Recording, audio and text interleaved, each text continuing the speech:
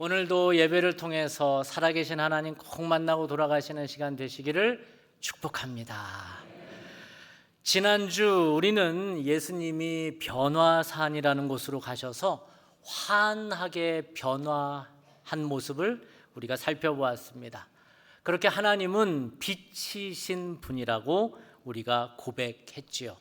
그런 빛의 주님을 만나야 우리의 삶의 길이 보이고 어두운 마음이 밝아지고 병든 몸의 치유가 일어난다는 것입니다. 그렇게 오늘도 빛으로 다가오시는 하나님을 꼭 만나고 돌아가시는 시간 되기를 축복합니다. 또한 동시에 하나님은 구름 속에서도 말씀하신다는 것을 배웠습니다. 무지의 구름은 빛과 다릅니다. 무지의 구름 속에 계신 하나님은 모호하고 답답하고 잡히지 않고 침묵하시는 분입니다. 그런 삶도 우리에게 있다라는 것이죠. 하나님을 믿는데 잘 안 풀리고 고난은 여전하고 아무런 진보가 없는 답답한 인생의 시간도 우리에게 있다라는 것이지요. 그러나 그 중에서도 우리 주님은 말씀하신다는 거예요. 지난번 7절 말씀에 보면 구름 속에서 답답한 중에서 우리 주님 뭐라고 말씀하셔요? 너는 내 사랑하는 아들이다, 딸이다 라고 말씀하신다는 것입니다. 이것이 지난주 우리가 함께 살펴보았던 본문의 내용입니다. 오늘 본문은 지난주 산 위에서 이러한 신비한 경험이 있는 이러한 경험이 있는 거에 반해 산 밑에서는 동시간대로 어떤 일이 있었는지를 묘사하고 있는 본문입니다. 14절에 보면 산 위에 있던 예수님과 3명의 제자가 산 밑에 있던 제자들에게 돌아왔다고 말하고 있습니다. 그때 산 아래에선 제자들과 율법학자들이 서로 실랑이를 벌이고 있다고 하는데 14절 말씀을 제가 새한글 성경으로 읽어드리겠습니다. 예수님과 3명의 제자가 남아있던 제자들한테로 와서 보니 큰 무리가 그들을 애워싸고 있었고 율법 학자들이 그들과 실랑이하고 있었다. 아멘. 그들에게는 어떤 일이 있었던 것일까요? 어떤 아빠가 귀신 들린 아들을 데리고 예수님에게 왔다는 거예요. 그런데 예수님 이미 어디로 올라가셨어요? 변화산으로 올라가시고 안 계신 겁니다. 이 아들은 너무 답답해서 발만 동동 구르고 있었던 모양입니다. 그런데 제자 중 하나가 우리가 고쳐보겠다고 호기롭게 이야기를 한 모양입니다. 서당께 3년이면 풍어를 엎는다고. 우리도 예수님과 함께한 시간이 3년가량 됐으니 우리도 할 수 있겠다고 생각한 모양입니다. 제자들은 그런 자신감이 있었는지 이 귀신 들린 소년을 가운데 데려다 놓고 소리도 지르고 머리에 손도 올려놓고 안수도 하며 고쳐볼 요량이었습니다. 그런데 나가라는 귀신은 안 나가고 이들 정신만 쏙 나가버립니다. 제자들은 혼미해졌습니다. 그런데 뻘쭘해진 제자들은 옆에서 그들을 보고 비웃고 있는 율법 학자들에게 화풀이를 한 모양입니다. 왜 웃냐고, 너희들은 할 수 있냐고, 그저 모세 오경만 줄줄 외우면 다냐고. 제자들은 괜시리 율법 학자들과 실랑이만 벌이고 있었던 모양입니다. 그때 누가 내려와요? 예수님이 3명의 제자와 함께 산에서 내려오신 것입니다. 그리고 예수님이 어떤 일로 이렇게 실랑이냐라고 제자들에게 물으십니다. 16에서 18절을 함께 읽겠습니다. 예수께서 물으시되 너희가 무엇을 그들과 변론하느냐? 무리 중에 하나가 대답하되 선생님, 말 못하게 귀신 들린 내 아들을 선생님께 데려왔나이다. 귀신이 어디서든지 그를 잡으면 거꾸러져 거품을 흘리며 이를 갈며 그리고 파리해지는지라. 내가 선생님의 제자들에게 내쫓아 달라 하였으나 그들이 능히 하지 못하더이다. 아멘. 예수님은 제자들에게 물으신 듯한데 대답은 누가 해요? 아이의 아버지가 합니다. 그만큼 이 아버지는 절실한 겁니다. 이 아버지는 예수님에게 아들의 상태를 설명합니다.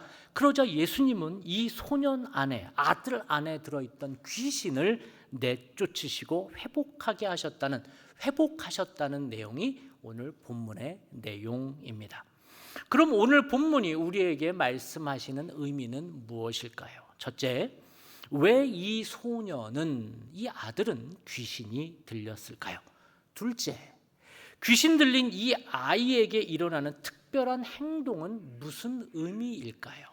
그리고 마지막으로 예수님은 왜 제자들에게 기도가 아니고는 이런 사람을 고칠 수 없다고 말씀하셨을까요?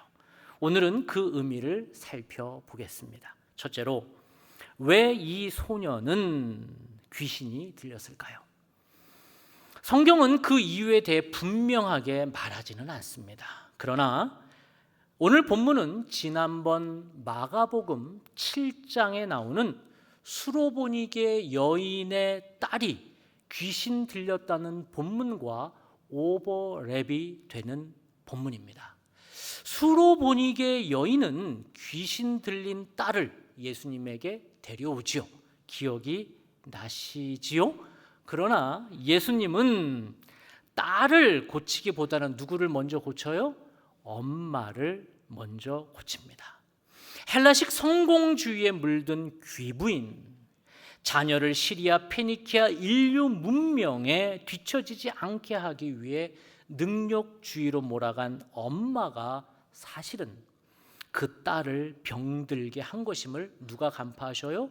예수님이 간파하시고 먼저 그 엄마의 무릎을 콱 꿇기지요. 개들도 상에서 떨어지는 부스러기를 먹나이다 하며 그 엄마는 예수님 앞에 바짝 머리를 숙이며 무릎을 꿇으며 자신이 가지고 있는 모든 것을 꺾어 버리지요. 먼저 예수님은 이 엄마를 고친다는 겁니다. 오늘 본문도 그러합니다. 오늘 본문이, 지난번 본문이 엄마와 딸의 관계였다면 오늘 본문은 누구와 누구의 관계입니까? 아빠와 아들의 관계입니다.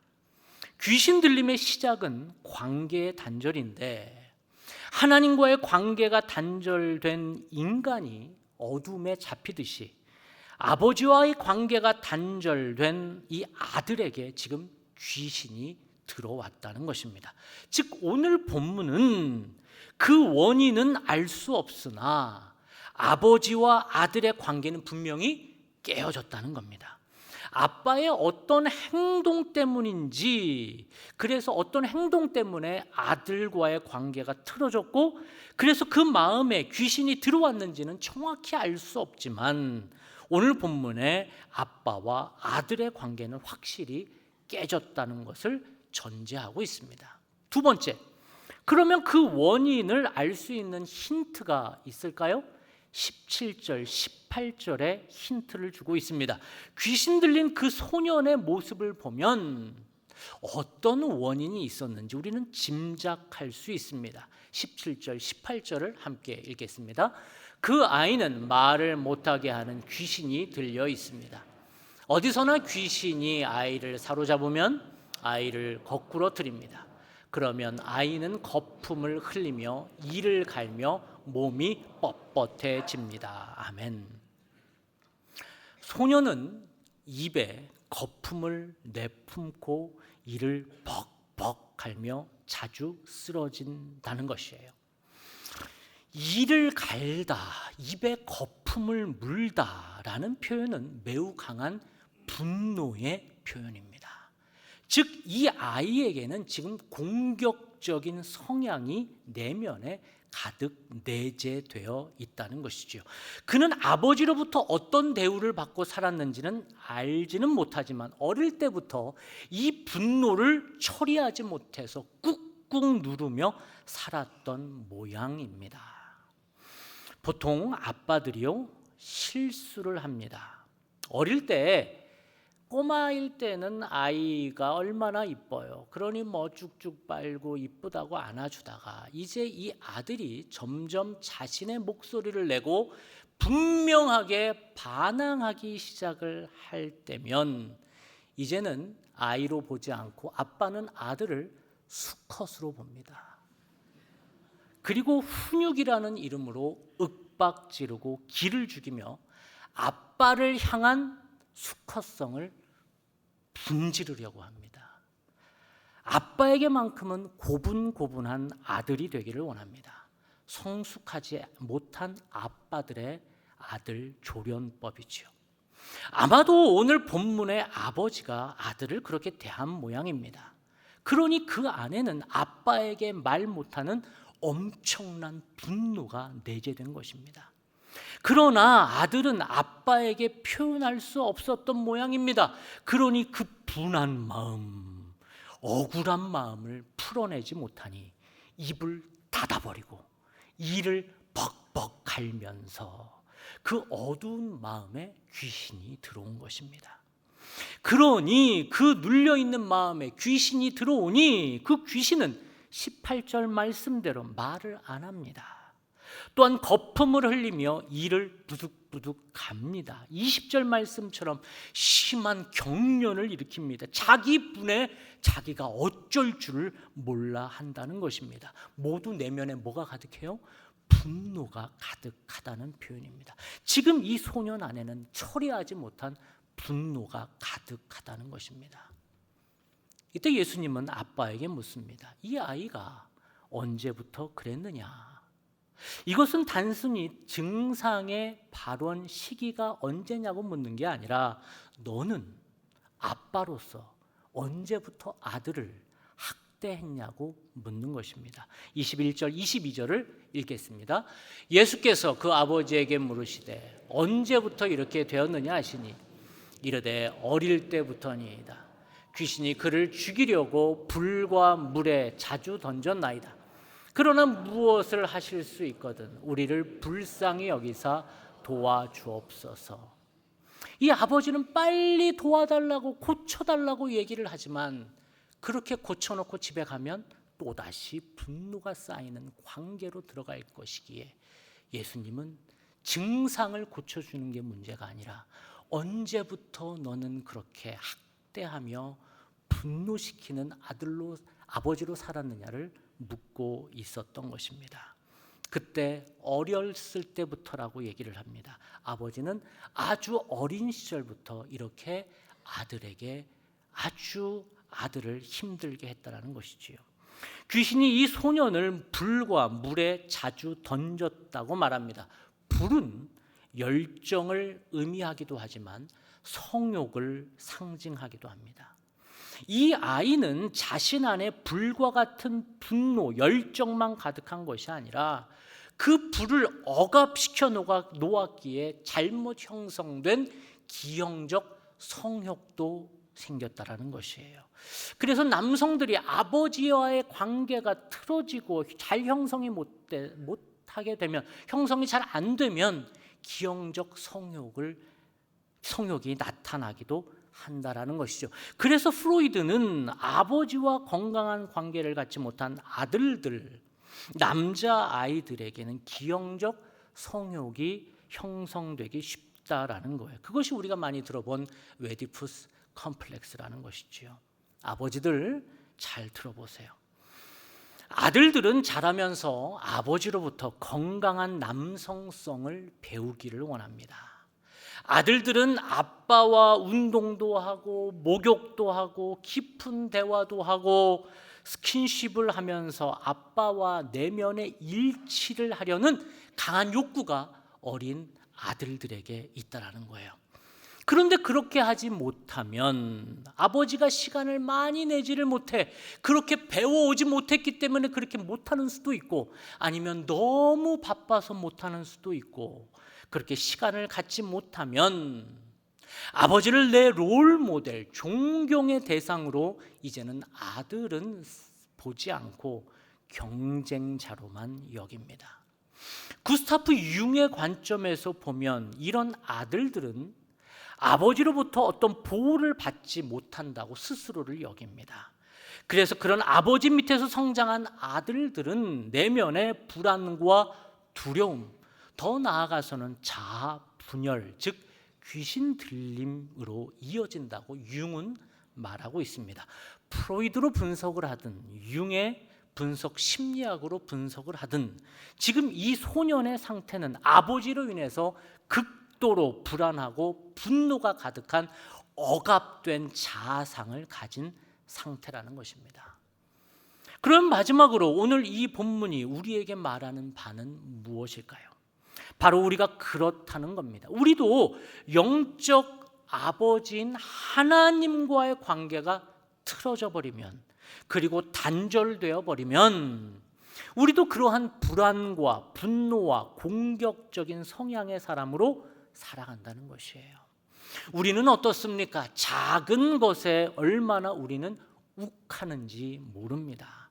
갑자기 끼어드는 앞차를 보면 화가 머리끝까지 올라서 그렇게 얌전했던 남편 차 안에서 XX를 남발합니다. TV에서 정치 뉴스만 나오면 얌전했던 내 남편 갑자기 분노에 사로잡혀 험한 말이 마구 튀어나옵니다. 마치 이 소년이 불과 물에 뛰어들듯 물불 안 가리고 말하는, 그렇게 생각하는 우리 자신의 모습에 우리 스스로가 얼마나 흠칫 놀라는지 모릅니다. 교회에서 예배 드릴 때는 세상 착한 사람처럼 이렇게 얌전하게들 앉아 계시는데 일상에 나가서는 사람들에게 공격적입니다. 돈과 매출에 늘 화가 나 있습니다. 나에게 기회를 빼앗아간 세상에 이를 갈고 부득부득 이를 갈고 거품을 흘리며 살아가는 우리의 모습이 이 소년의 모습은 아닌지 모르겠습니다. 그렇게 오늘 본문은 귀신 들린 소년의 이야기를 말하고 있지만 이 소년의 모습이 18절에 나오는 분노의 모습, 20절에 나오는 심히 분에 벌벌 떠는 모습, 26절에 소리치며 격분하는 모습이 우리의 모습은 아닌지요. 이 아이는 알았습니다. 날 사랑해 주지 않았던 아버지, 나에게 따뜻한 눈빛을 주지 않았던 아버지, 나를 폭력적으로 다루었던 아버지, 그 아버지가 언제 제일 힘들어하는지 이 아들은 알았습니다. 그래서 그는 아버지를 더 힘들게 하려고 더 불과 물에 자주 들어가 자신을 학대했습니다. 그래야 아버지가 더 힘든 것을 알았기 때문입니다.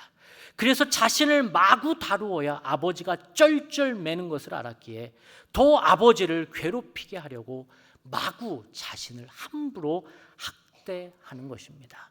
그런 악한 마음을 귀신이 지금 이용하고 있다는 것입니다. 그러자 예수님은 이 아픈 아이에게 다가가십니다. 그리고 25절에 그런 마음을 갖게 하는 너 귀신아, 내가 내게 명하노니 그 아이에게서 나오라 라고 소리를 지르자 꾸짖자 귀신이 나옵니다. 그러면서 26절 이러한 반응이 나오죠. 함께 읽겠습니다.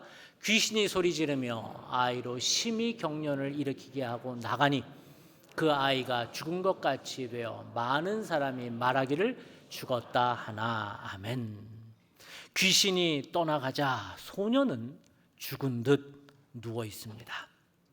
이렇듯 우리가 예수님을 만나면 소리 지르던 이 거짓 나는 사라집니다. 그러면서 우리는 이 예수님을 깊이 만날 준비를 합니다. 고요해집니다. 여러분, 우리에게도 이 예수님이 필요한 줄 믿습니다. 이 예수님이 예배에 참석한 모든 분들에게 찾아가 주시기를 주님의 이름으로 축복합니다. 이렇게 이 예수님을 만나자 이 아이는 고요해집니다. 어떤 고통과 내적 요동에도 예수님을 만나면 더 이상 그 분노와 억울함은 이 아이를 괴롭히지 않습니다. 그래서 우리도 예수님을 만나야 합니다. 그래야 우리가 살기 때문입니다. 지금도 여러분의 내면을 요동치고 흔드는 그러한 분노와 악한 감정들이 우리 스스로는 해결할 수 없기에 우리는 누구를 만나요? 예수님을 만나야 하는 것입니다. 그래야 더 이상 우리는 소리를 치고 이를 갈지 않을 수 있습니다. 더 이상 작은 것에 분노하며 작은 것에 우리의 마음이 빼앗겨서 내 마음을 지옥으로 몰아가지 않는 삶을 살아갈 수 있습니다. 예배 가운데 예수님을 만나는 여러분 되시기를 주님의 이름으로 축복합니다. 그렇게 이 아이는 예수님을 만납니다. 죽은 듯 누워있는 이 아이에게 예수님 찾아오셔서 27절 이렇게 하시는데 같이 한번 읽겠습니다. 예수께서 그 손을 잡아 일으키시니 이에 일어서니라. 아멘. 예수님은 그 소년의 손을 잡아 일으킵니다. 무슨 상징입니까? 죽어있던 아이 부활시키는 의미입니다. 그래서 우리는 일어날 때마다 무슨 상징의 몸의 표현이에요? 부활의 상징입니다. 여러분, 우리가 예배 시간마다 예배 시간에 몇 포인트에 일어납니다. 예배 부름에 일어나고요, 성경 봉독에 일어나고, 봉헌 시간에 일어나고, 마지막 찬양 때 일어납니다. 왜 일어납니까? 잠자기 좋은 시간을 그러지 못하려고 하는 게 아니고, 우리가 예배 시간의 중간에 일어나는 이유는 우리가 부활의 존재임을 확인하는 겁니다. 우리가 앉아 있거나 우리가 주저앉아서 울고 있는 자가 아니라, 더 이상 그렇게 살아가는 자가 아니라 우리는 뭐 하는 자이다? 일어나는 자이다. 부활하는 자이다. 그렇게 우리가 일어날 때마다 부활의 존재임을 믿으시기 바랍니다. 그런 의미에서 한번 일어나 볼까요? 아닙니다. 그래서 여러분 평소에도 여러분이 자리에서 일어날 때마다 뭘 생각하셔야 돼요? 나는 부활의 존재다. 나는 앉아있거나 누워있을 존재가 아니라 부활의 존재다. 아침에 일어날 때마다 뭐 하시는 거예요? 나는 부활한다. 나는 부활의 존재다. 그러한 마음으로 여러분 부활의 기쁨을 누리시기를 바랍니다. 이 아이는 지금 죽어있는 듯 보였는데 예수님의 손을 잡고 일어납니다. 그때 이 아이는 드디어 죽어있던 모든 관계를 청산하고 예수님의 손을 잡고 일어나는 부활의 존재가 되는 것입니다. 마가복음 저자는 9장이 시작되면서 지난주 본문에 예수님이 산에서 변화하시는 모습을 통해서 예수님이 누구이신지를 보여주십니다. 누구셔요? 구름 속의 소리로 예수님이 누구이신지를 알려주시는데 뭐라고 그랬다고요? 너는 내 사랑하는 아들이다 라는 말을 들었다라는 거예요. 오늘 본문도 그 맥락으로 보셔야 한다라는 것입니다. 귀신 들린 이 소년 역시 육신의 아버지에게는 사랑받는 아들이라는 거예요. 그리고 또한 영혼의 아버지인 하나님에게도 역시 사랑받는 아들이라는 거예요. 그렇게 사랑으로 매일 새롭게 관계로 나아가야 하는 아들이라는 겁니다. 그러나 이 어린 아들은 아버지와의 깨어진 관계에서 어린 시절 내내 고통을 겪고 그 안에 분노와 억울함으로 그 화를 다스리지 못해 귀신에 들렸고 이 어린아이의 순수함과 존엄이 손상되어 버렸습니다. 그러나 우리 예수님 그 소년에게 찾아가셔서 귀신을 쫓아내시고 그의 손을 잡아 일으키시면서 다시 빛나는 영광으로 부활의 존재로 만들어 주셨습니다. 그리고 그 역시 예수님이 구름 속에서 들으셨던 음성처럼 그 아버지에게, 그리고 하나님 아버지에게 사랑받는 아들이 된 것입니다. 오늘 이 본문을 통해서 우리에게 주시는 말씀이 무엇입니까? 우리도 그렇다는 겁니다. 우리도 하나님과의 관계가 깨어지면, 단절이 돼버리면 예수님이 들으셨던 그 소리, 그 소년이 들었던 그 음성, 너는 내 사랑하는 아들이다, 너는 내 사랑하는 딸이다 라는 소리를 들을 수 없다라는 거예요. 그 부활을 경험할 수 없다라는 겁니다. 대신 늘 분노가 가득해서 거품을 질질 흘리며 이를 부득부득 갈며 심지어 경련을 일으키며 걸리기만 해봐라 라는 마음으로 우리가 일상을 살아간다는 거예요. 그래서 현대인들을 보면 늘 화가 나 있어요. 화가 나 있어. 화가 나 있어. 누가 나를 건드리기만 하면 못 견뎌 팍 떨고 있는 그러한 앵거가 그 안에 가득하다라는 거예요. 이것은 교회 10년을 다녔다고, 직분이 높다고, 우리 집안이 교회를 10개를 세웠다고 없어질 문제가 아니라는 거예요. 그러면 어떻게 하나님의 아들로 딸로 하나님과의 깊은 관계에 들어갈 수 있을까요? 그게 너무나 궁금했던 제자들은 밤에 예수님에게 몰래 찾아가서 묻습니다. 28절을 함께 읽겠습니다. 집에 들어가심에 제자들이 조용히 묻자오되 우리는 어찌하여 능히 그 귀신을 쫓아내지 못하였나이까. 예수님, 어떻게 내 안에 귀신을 쫓아낼 수 있겠냐라는 말입니다. 내 내면에 왜곡된 하나님의 형상을 만드는 것들을, 내 안에 이러한 나를 사단의 형상으로 이끄는 이런 것들을 어떻게 쫓아낼 수 있겠냐는 것입니다. 내 안에 세상 것으로 채우려는 내 욕망들을 어떻게 쫓아낼 수 있냐는 것입니다. 나는 옳고 다른 사람은 늘 틀렸다고 보는 이 의로움, 이 교만을 어떻게 쫓아낼 수 있냐는 것입니다. 이때 예수님은 29절 이렇게 말씀하십니다. 시작. 이르시되 기도 외에 다른 것으로는 이런 종류가 나갈 수 없느니라 하시니라. 아멘. 기도입니다. 기도는 요청이 아니라 기도는 깊은 사귐입니다.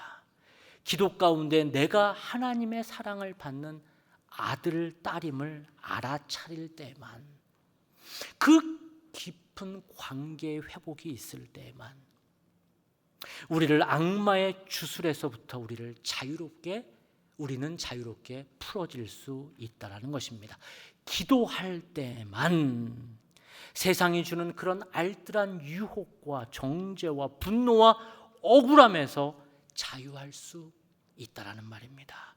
기도할 때 예수님이 들으셨던 구름 속의 소리, 너는 내 사랑하는 아들이다, 너는 내 사랑하는 딸이다, 내가 너를 기르는 목자고 너는 나의 양이다, 두려울 것이 없다, 오직 믿음으로만 살 수 있다라는 고백을 우리는 하게 됩니다. 여러분은 세상이 좌지우지할 수 없는 하나님의 자녀임을 믿으시기 바랍니다.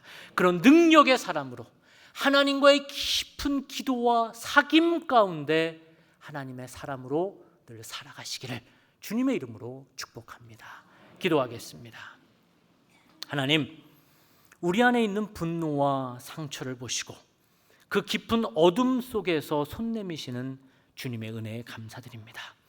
깨어진 관계 속에 들리지 않던 너는 내 사랑하는 아들이다, 딸이다라는 주님의 음성을 다시 듣게 하옵소서. 기도 가운데 우리를 붙드시고 부활의 손으로 일으켜 세우시는 예수님의 사랑 안에 머물게 하옵소서. 예수님의 이름으로 기도합니다. 아멘.